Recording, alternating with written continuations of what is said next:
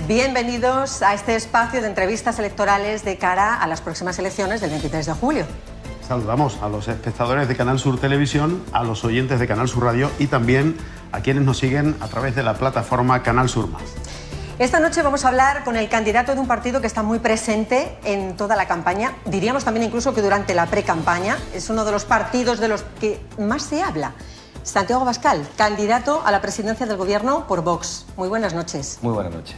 ¿Tiene usted esa sensación? ¿Se habla mucho de Vox? El cara a cara, por ejemplo, que hemos visto esta semana, estuvo usted muy presente. ¿Le sorprendió ese protagonismo? No me sorprendió porque responde a la realidad de la sociedad española. Muchos españoles apuestan por Vox y en cambio ese debate no respondía a la realidad de la sociedad española. Era un debate bipartidista, en una televisión bipartidista, que ese día lo que hizo fue poner en cuestión la pluralidad de España. Se habla mucho de Vox, pero Vox habla poco. A Vox se le pregunta poco y yo por eso agradezco esta entrevista. En ese debate, precisamente, señor Abascal, el señor Feijóo le propuso al presidente Sánchez un acuerdo para que gobierne la lista más votada y no depender de terceros. ¿Qué le parece?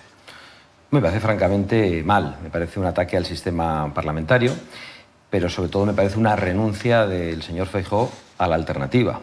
El señor Feijóo durante todos estos meses y estos días durante la campaña ha dicho que pretende derogar el sanchismo.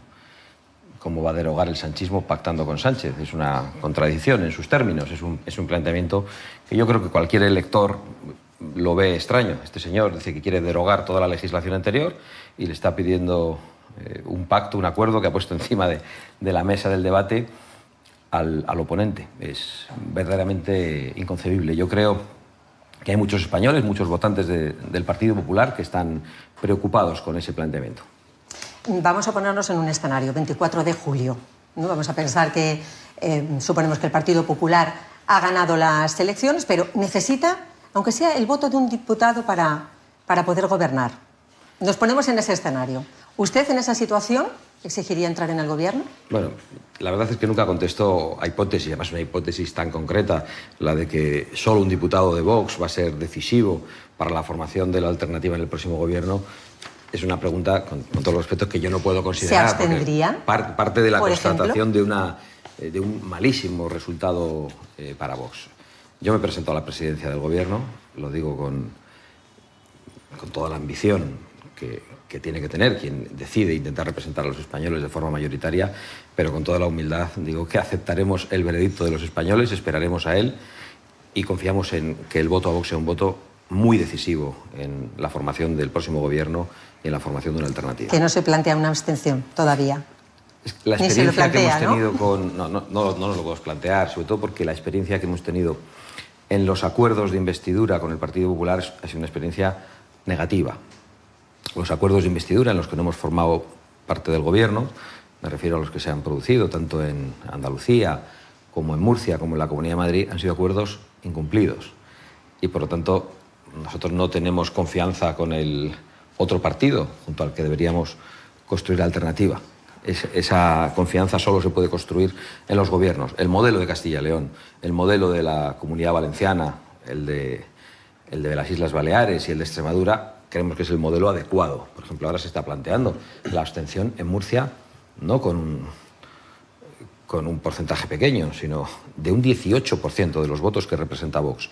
Y se le dice a Vox que tiene que hacer como si sus votantes no existiesen, como si sus 9 diputados no tuviesen importancia, y que con un 18% tiene que estar fuera del gobierno, cuando a Ciudadanos, con un 12% de intención de votos, se le dieron en la anterior legislatura 4 de las consejerías del gobierno, de un total de 10.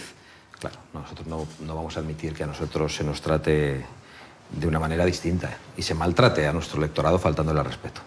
PSOE y Sumar están advirtiendo, fomentando del miedo a la llegada de gobiernos del Partido Popular y de Vox. ¿Cree que esa estrategia les va a funcionar? Bueno, yo creo que probablemente nuestro mensaje llegue distorsionado por parte de algunos medios de comunicación y de nuestros adversarios, sobre todo cuando no tenemos la oportunidad de estar en esos grandes debates para explicar qué es de verdad lo que decimos.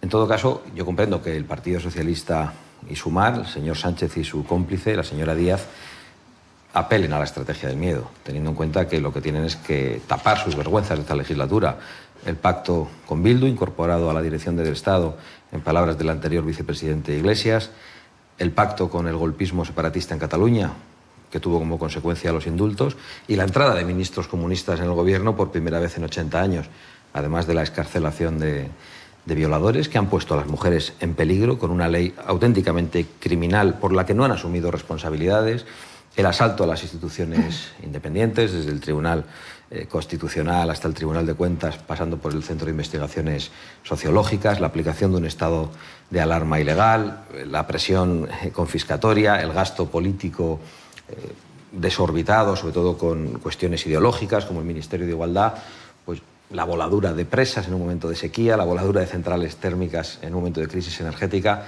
Este gobierno tiene que tapar tantas vergüenzas que, lógicamente, tiene que agitar el espantajo del miedo a algo que no da miedo a la mayor parte de los españoles. Hablaremos de alguna de esas leyes a lo largo de la entrevista, pero queríamos empezar hablando de la situación económica, porque al final el bolsillo es lo que preocupa mucho a los españoles. Estamos en un momento en el que las familias, 1 de cada 10, tiene problemas para llegar a fin de mes. Ha subido la hipoteca, ha subido la vivienda, ha subido el alquiler, la cesta de la compra.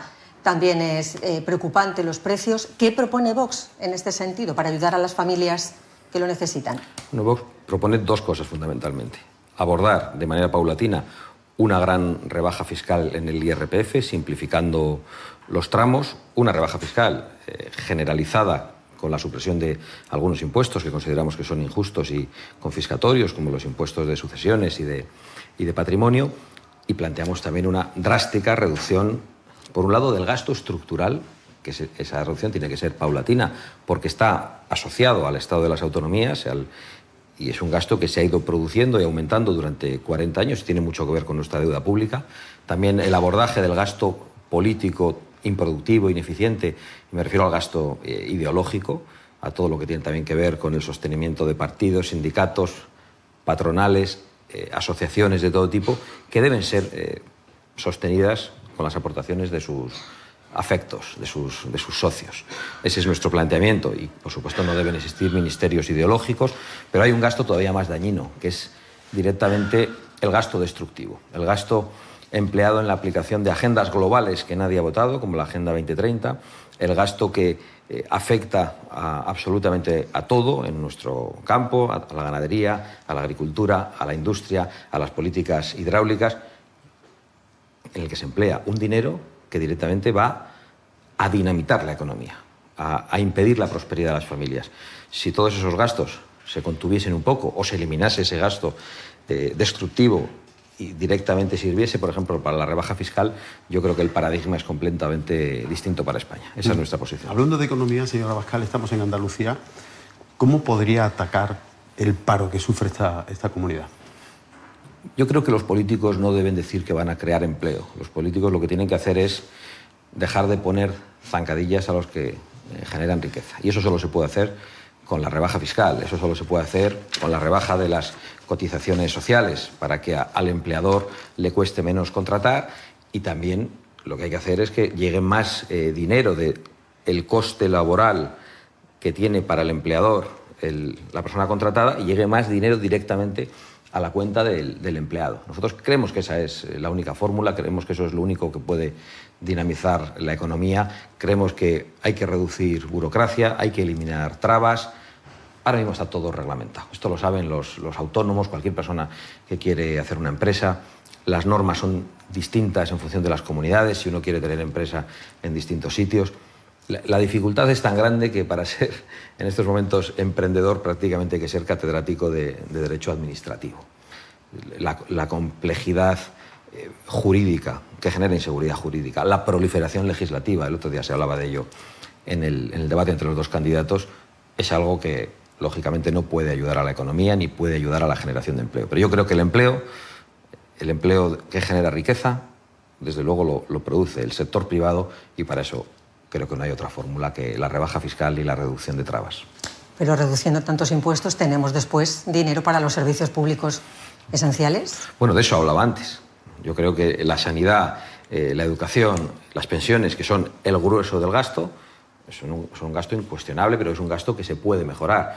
Pero cuando hablábamos de gasto estructural, nosotros nos referimos a la recuperación de algunas competencias que no son exclusivas de las comunidades autónomas que han sido delegadas y que pueden volver al Estado para que el gasto sea mucho más eficiente. En materia sanitaria, por ejemplo, no solo sería más eficiente el gasto, sino que además yo creo que habría más igualdad para los españoles, habría una tarjeta sanitaria única en la que uno no le dicen es usted desplazado, con la incomodidad, las complicaciones que eso supone cuando uno va a ser atendido cuando está preocupado por una enfermedad. Yo creo que es perfectamente posible la reducción del gasto estructural y el mantenimiento de los servicios públicos. Se pueden bajar los impuestos y mejorar los servicios públicos. Es más, en el medio plazo, una rebaja fiscal drástica, una simplificación de los tramos en los países en los que se ha hecho, ha implicado una mayor recaudación fiscal y una reactivación de la economía.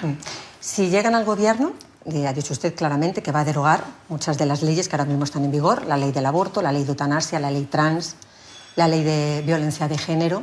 El fin de semana pasado han muerto otras 2 mujeres víctimas de la violencia machista, han sido asesinadas. Esto es un grave problema que tenemos en la sociedad, es una lacra. ¿Qué propone usted para combatir la violencia machista? Bueno, desde luego, en primer lugar, lo que constato es la ineficacia de esa ley llamada de violencia de género.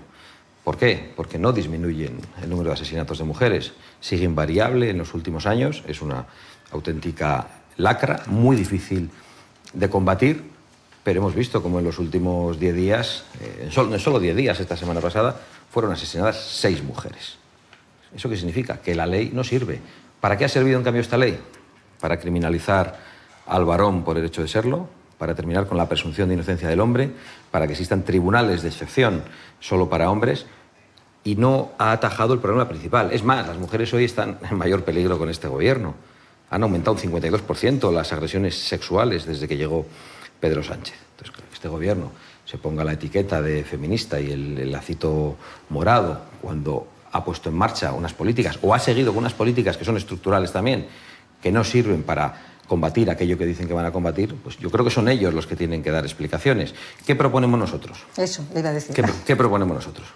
Por ejemplo, perseguir los discursos civiles o religiosos que justifiquen la violencia contra la mujer. Y estamos importando, y eso lo sabe la gente que nos escucha, estamos importando discursos de ese tipo. Estamos promoviendo una inmigración ilegal procedente de países que ni creen en la democracia, ni creen en la separación de poderes, ni creen en la igualdad del hombre y la mujer, y que piensan que los homosexuales tienen que ser ahorcados. Vienen personas a vivir entre nosotros que tienen esa concepción del mundo y de la persona. Y yo creo que eso es lo primero que hay que hacer. Hay que conocer también los perfiles repetidos de los agresores de mujeres y de los agresores sexuales. Hay que saber cuál es su procedencia, hay que saber cuáles son sus adicciones, hay que saber lo máximo posible. Si no sabemos todo en relación no ya a las causas, sino a la tipología de ese tipo de personas violentas, va a ser muy difícil combatirlo. También hay asesinatos machistas que están provocados por españoles. Sí, claro. Si eso no, yo he dicho que hay que analizar la tipología, y a nosotros nos parece que la pena tiene que ser la misma. Cometa quien cometa el asesinato, un español o un extranjero. Y, por supuesto, sea quien sea la víctima. Normalmente es una mujer, a veces es un niño, a veces es un anciano, rara vez es un hombre, pero la pena tiene que ser la misma. Nosotros lo tenemos absolutamente claro, por eso nos negamos a esa guerra de sexos y hablamos de combatir la violencia en el seno de la familia o en el ámbito doméstico. Lo digo doméstico porque a veces los agresores pueden ser personas que están a cargo de los ancianos o un cuidador.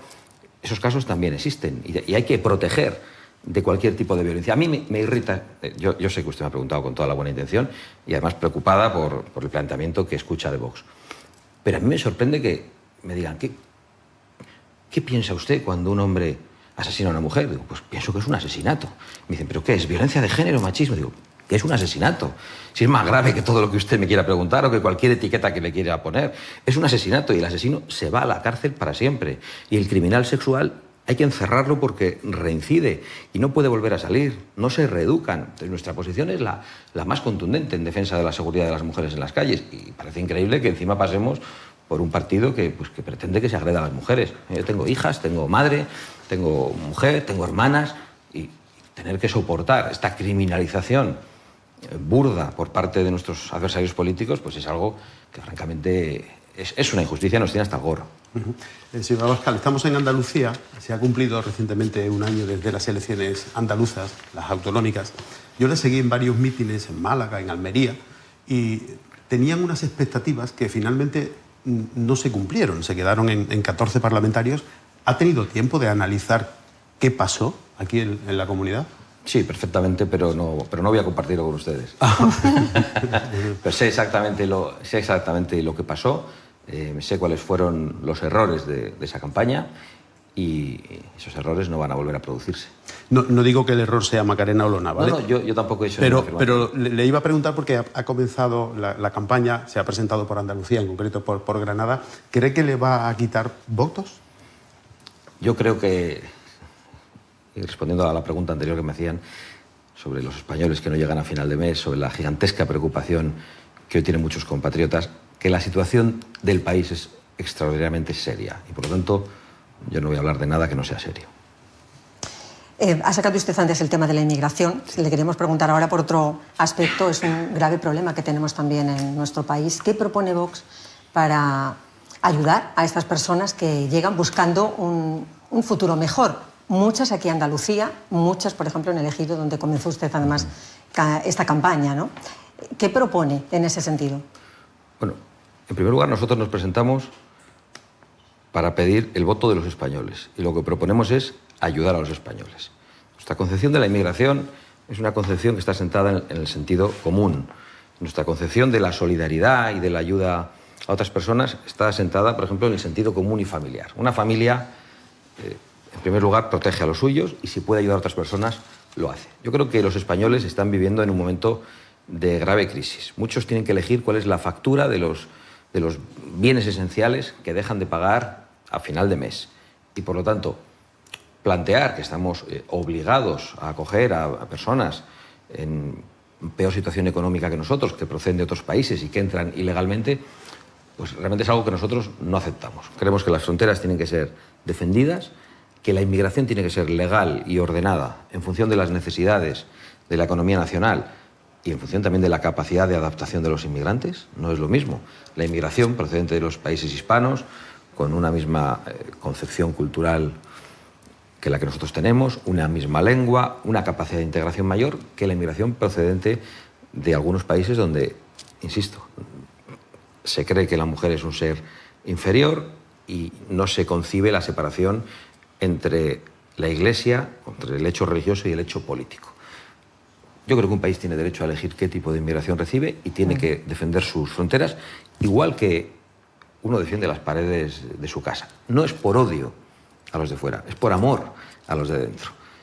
Yo sé que... Pero es un mensaje controvertido, ¿no? ¿Usted es consciente de eso? No tengo ninguna duda, pero le voy a decir una cosa. Claro, le están acusando continuamente de ser un partido xenófobo con este mensaje.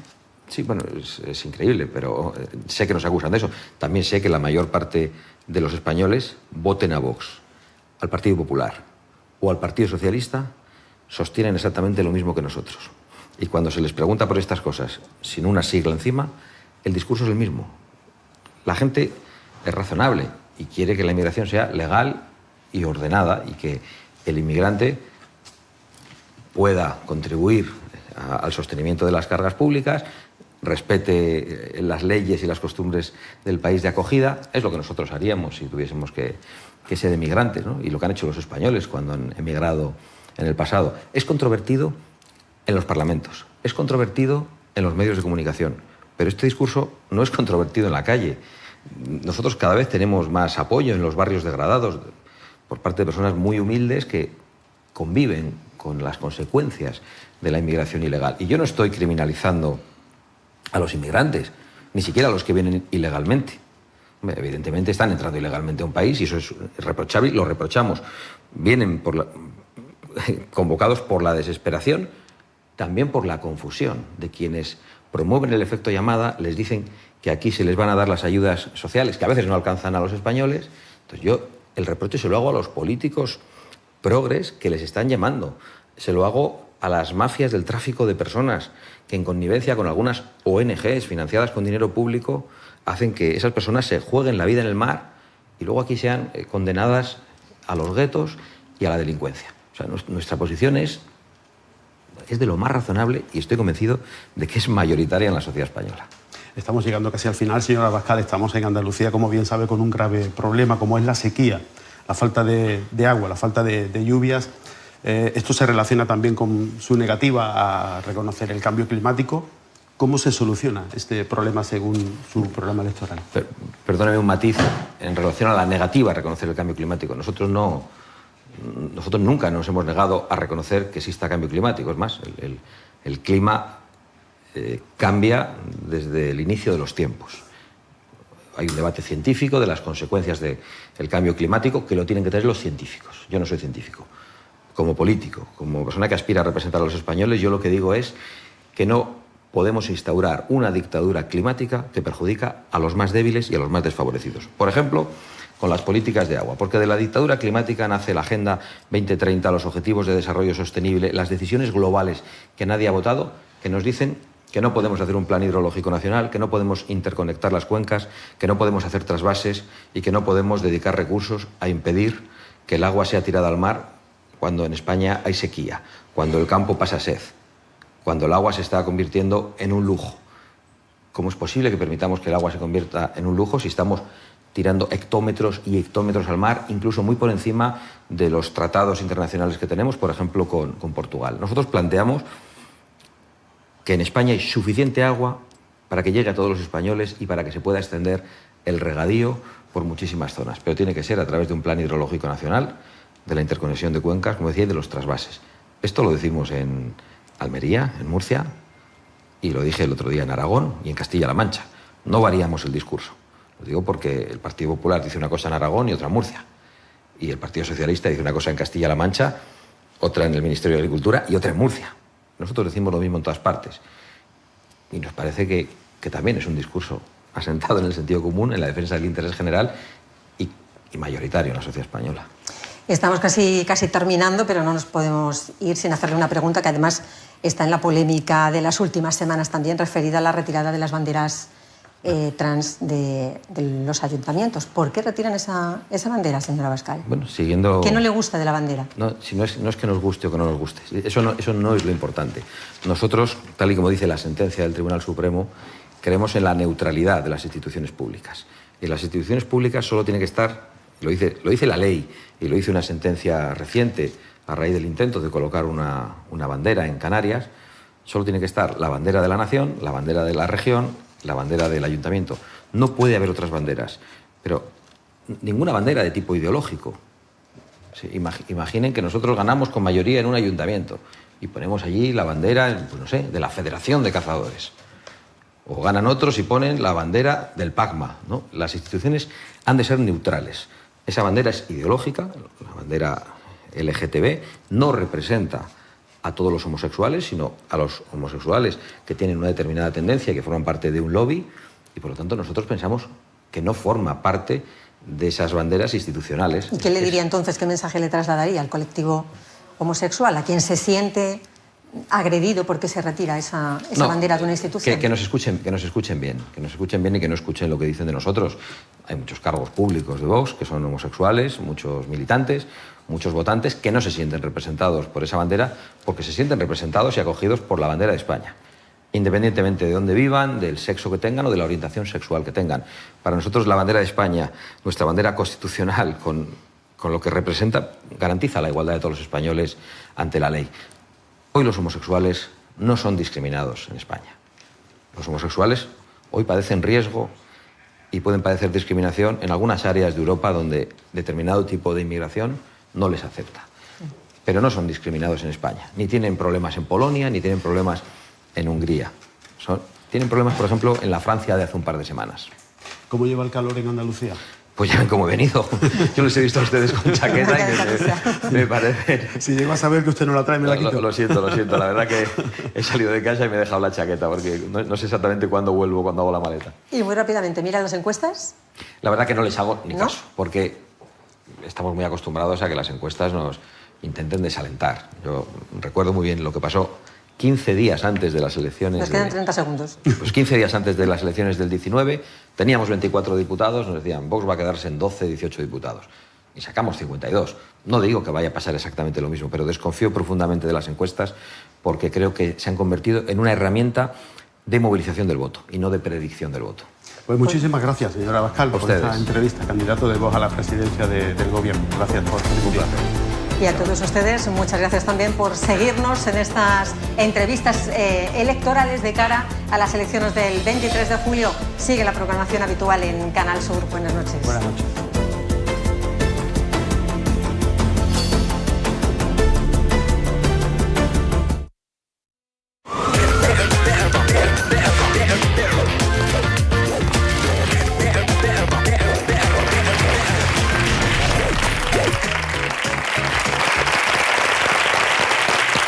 Muy buenas noches, queridísimos amigos. Ya estamos aquí todos del primero al último y vosotros me imagino que también, que estaréis en casita todos ya.